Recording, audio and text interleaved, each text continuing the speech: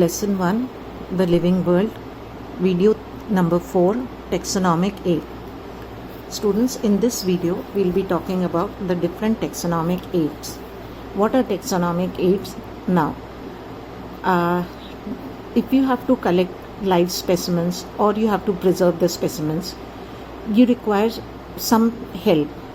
These helps for what? These helps to identify the species, their placement in the taxonomical hierarchy, and that is known as what? Taxonomical aid. So how do you define it?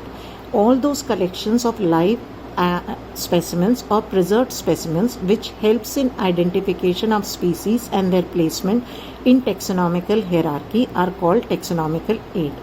Like for example, herbaria, museum, manual, botanical garden, key, zoological park, monographs, flora, catalog. These are the different taxonomical aids which you will be studying about. Let us talk about herbarium first. What is herbarium? Herbarium is defined as the collection of plants that usually have been dried, pressed and preserved on sheets. Now, students, what do? If any scientist is a botanist, he wants to study the different plants, he will go to different locations and collect the leaves or a twig, dry it, press it and preserve it on a sheet, and that file is known as what? Herbarium. These sheets are arranged in accordance with accepted system of classification. Now these sheets are later on used for future use. Now what is the method of collecting these leaves or these twigs? The very first step is the collection of specimen requires regular field visit. Now herbarium is always collection of leaves or twigs. So it requires regular field visit so that you can gather information about environmental condition, human impact on that area and other general information. After collecting the specimen, for collecting the specimens, like for collecting the leaves, for collecting the twigs, one has to carry certain tools such as dragger for digging roots, a scissor for cutting the twigs, a knife for woody twigs and a pole with hook for collecting parts of tall trees. Now, he also should have a vasculum or a polythene bag. Vasculum is a box-like structure where if he keeps these leaves, these roots, these twigs, they may be kept fresh and it avoids losing the moisture, because if the moisture is lost, what happens? Suppose he has collected the leaf and the moisture is lost. He doesn't put it in the polythene bag or vasculum. The leaf will get distorted by drying and it will shrivel up. So to avoid it, you have to keep it either in a vasculum or a polythene bag. I just now told you vasculum is a box in which either the leaf, the twig, whichever you want to keep it fresh, you can keep it, and that box measures about 45 to 60 centimeter in length, 20 centimeter width and 25 centimeter in depth. Now, if you are collecting succulent parts, fruits, tubers, rhizomes, then that is preserved in bottles, and those bottles have a solution known as FAA. How it is made? By 10 ml of formalin, 5 ml of glacial acetic acid, 50 ml of ethyl alcohol and 35 ml of water. Now, some of the specimens can be dried also and kept in packets. So there are three ways by which you can bring those specimens to those places, your place of work. Either putting them in the vasculum or polythene, or putting them in a bottle and preserving them in FAA, or drying it. Now, the botanist or the scientist, they never collect only one specimen.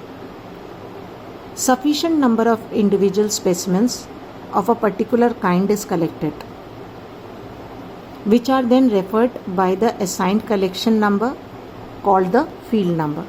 Like more than 2 or 3 specimens are collected and then they are given the field number. These specimens are spread out and dried by keeping them between folds of old newspapers. It is necessary for us to change these newspapers regularly so that to avoid fungal growth. Now these bigger specimens, if the specimen is bigger like a twig, it is not cut. It is not that if you are getting a twig and you are drying it and then you are cutting it out. No. Rather you fold it, generally in the form of N or W. Then these leaves are spread for showing the dorsal surface, and the second one is spread in such a way that it shows the ventral surface. That means you take 2 leaves, one showing the dorsal surface and another showing the ventral surface. Now these dried specimens are pasted on the herbarium sheet. Now this, if you are pasting it on the herbarium sheet, after pasting it on that sheet, you will write the collection number, the place from where you have collected it, day and time, its English name, its scientific name, and if it has any vernacular name, that means local name, and the family to which it belongs.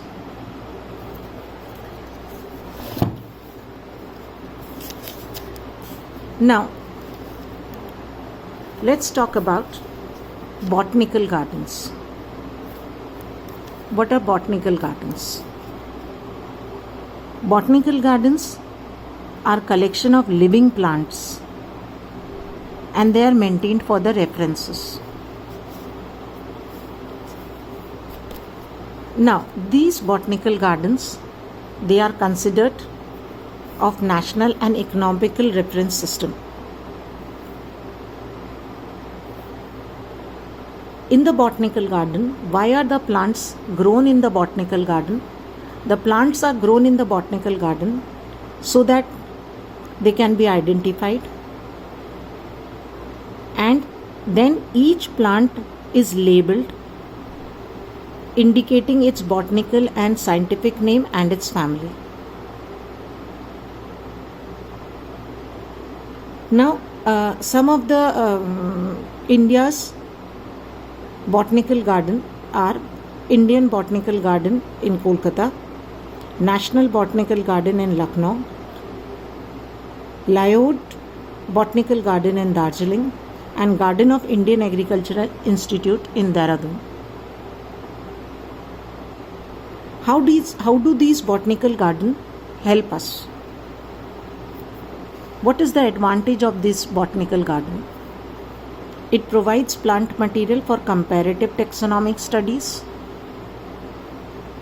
growing and maintaining records of local flora, providing seeds and material for different aspects of botanical research, and ex situ conservation of rare and endangered species. What do you mean by ex situ conservation? Ex situ conservation means all those species which are rare and endangered, they are grown in botanical gardens, or if it is in the case of animals, they are kept in the zoo. That means they are kept outside the natural environment and they are grown over there. They are not kept in the natural environment. Now we come to next, that is zoological park.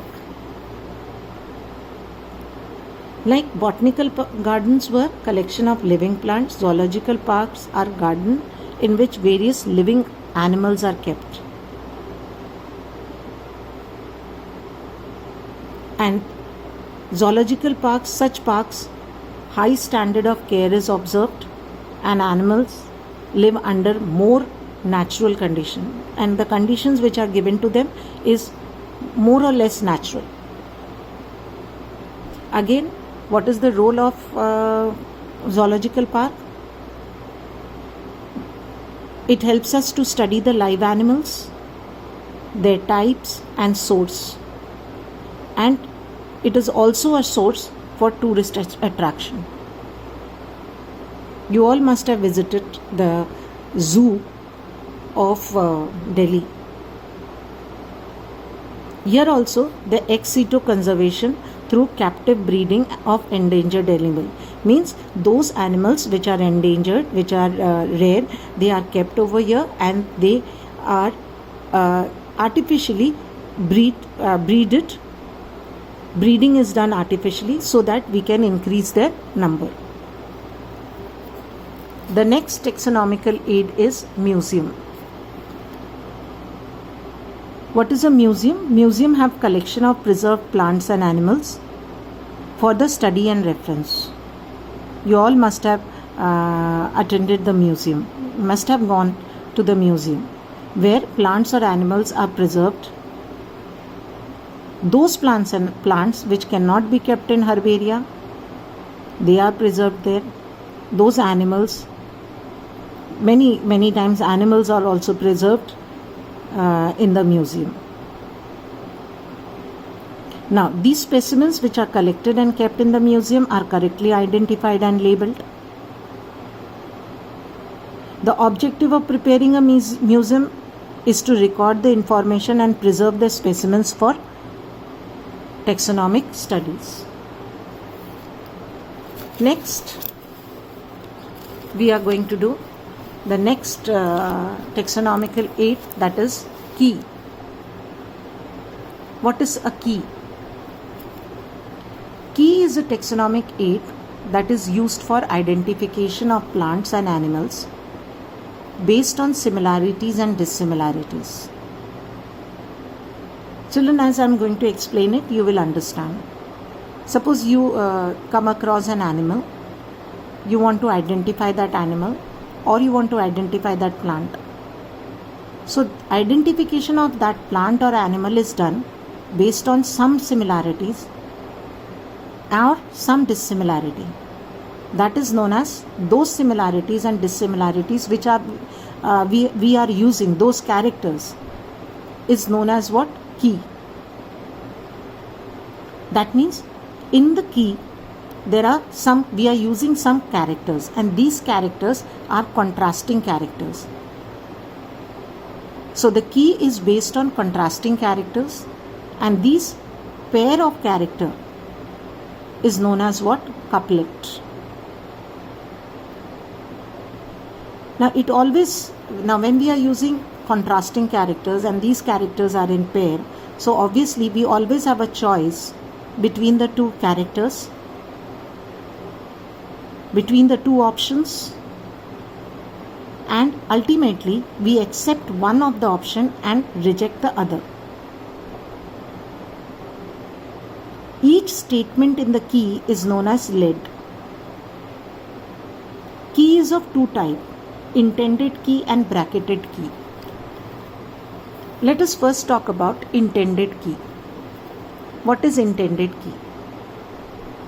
Now, intended key provides a sequence of choice between two or more characters. For example, you come across some vertebrate animals like snake, fish, frog, bird, cat. We all know that these all have different characters, but how will you come to know that it is a snake, or the one which you have come across is a fish, or the one which you have come across is a frog? Obviously, you will see to the characters of it. Now suppose if it is a fish, the characters will be what? It will be, the body will be streamlined, it will have fin. If it is a bat, how will you come across that it's a bat? What are the characters? Presence of ear, wings, mammary glands. So these are what? These are the characters which help you to select that which organism it is. Rather, I would say it helps you to identify the organisms. Like suppose you come across a cat. Will you ever say a cat as a dog? No. How do you recognize that it's a cat? It's not a bird. because, or it's not a fish because that will have hair, presence of tail, mammary gland, and presence of pinna. That is the external ear. Same way, if you come across a bird, the bird, what characters you will come across a bird? They will have wings for flight. There will be no hair, absence of hair, but there is presence of teeth, absence of hair and teeth both, but presence of beak. So, what is the intended key? You have seen just now, it provides a sequence of choice between two or more characters. So these are the choice. Like for example, bird, which characters you have seen? Wings for flight, absence of hair and teeth, and presence of beak. But if it is a bracketed key, how does bracketed key works? In bracketed key also there is choice of characters, children. It is just like intended one only, but in the intended key the characters were given to you, and ultimately you reach that, okay, fine, wings are there, there is no hair, no teeth, beak is there, it's a bird. But in bracketed key, every character is given a number. Every character is given a number. Like for example, look here. Again, those same organisms, snake, fish, frog, bird, cat. How do we identify that it's a snake, it's a fish, it's a frog, it's a bird, or it's a cat? The very first thing, it has given us two characters, external ear present, external ear absent. Now look here, if it is external ear present, I have put a bracket 5. I have put number 5 over here. And if it is external ear absent, I have put number 2. Now let me take this first. The organism which I have got, the external ear is absent. So I will go to number 2. Okay, I have two characters in number 2. One character says wings present, another character says wings absent. If wings are present, I will say okay, fine. External ear absent, wings present, it is bird. But if it is external ear absent and wings also absent, then it is given number 3. So I will go to number 3. Number 3, the two characters have been given, gills present, gills absent. If gills present, it is fish. But again, if it is gills absent, I go to number 4. In number 4, there are two characters given, limbs absent, limbs present. If limbs are absent, snake, limbs are present, frog. That means if I have to come up to snake, what is the pathway? External ear absent, go to number 2. Number 2, I choose wings absent, I go to number 3. Then I choose gills absent, I go to number 4. Ultimately, limbs also absent, so it is a snake. But if now limbs are present, it is a frog. So you can see in this, what have we used? We have used numbers. Whereas in the previous one, in the intended key, children, we did not use any number. Rather, we saw, okay, fine. There is presence of ears, there are wings present, there are mammary glands present, so it's a bat. Wings are present, no hair, no teeth, but beak is present, so it's a bird. So this is the difference between the two. Now, as we were doing just now over here, I'll again go that suppose external ear present. So we have to go to number 5. Now number 5, look here. I have come to number 5. Number 5 says wings present. So if wings are present, bats. Wings are absent, it is cat. Now we come to the next taxonomical aid, that is monograph. What is this? This monograph, it gives a complete information of any one taxon. These are books like books or collections of characters, and monograph gives complete information of any one taxon. Do you remember what was taxon? Either family or genus or species or any one taxon. Manual. Manual is a handy book. containing useful information for identification of names of species found in that area. If you have to find the names of the species in a particular area, then you will use manual, because that's a book that contains all the informations for identification of species found in a particular area. So manual is area wise. Now we come to catalog. Catalog is a list or a register. Again, I told you the informations are there in the book, or nowadays it is there in the computers. So catalog is a list or a register that enumerates methodically all the species found in a particular place, often with brief description, aiding identification. Now that means it's a register in which all the description of that particular place is written for that species found in that particular place in a proper method.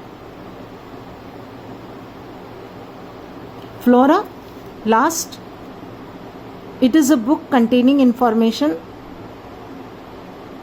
about the plants in a specific area, and it will denote everything about that plant, the habitat, the climate, the seasonal changes, the distribution, everything about that plant of that specific area. You call it as what? Flora. Now, so I'll go again. Monograph, you get information about one complete taxon. Manual, it is you are getting the information for identification of names of species found in that area. Now, what is the difference between manual and flora? Flora will give you of that particular area the information about plants, but manual will give you the information about any species in that particular area. And catalog is a register or a list that also tells you about the species found in a particular place. Often it has a brief description about that species, which helps in identification of the species. Thank you.